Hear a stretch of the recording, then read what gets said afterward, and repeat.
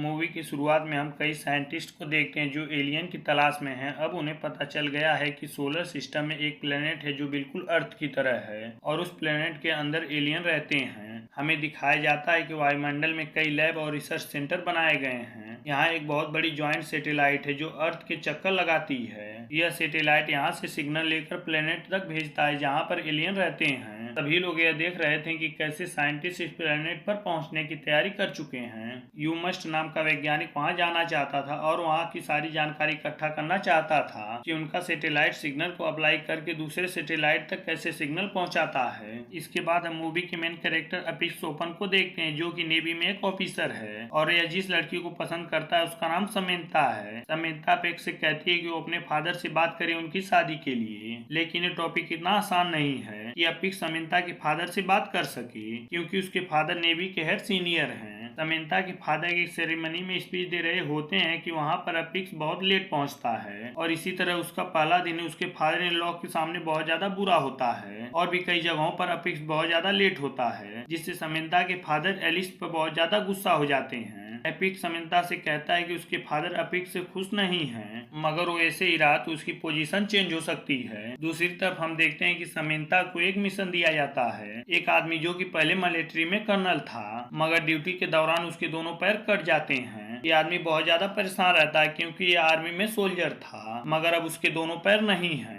अब वो अपने देश की रक्षा कैसे करेगा, मगर समंता उसे अपनी बातों से हौसला देती है और कहती है कि क्यों न तुम मेरे साथ डाइटिंग पर चलो। वो कहती है कि आइलैंड पर जाएंगे जहाँ पर ऑप्शन बिटोरी है और साथ ही साथ उसे ये भी याद दिलाती है कि तुम आज भी उतने ही महत्वपूर्ण हो जितना कि कल थे।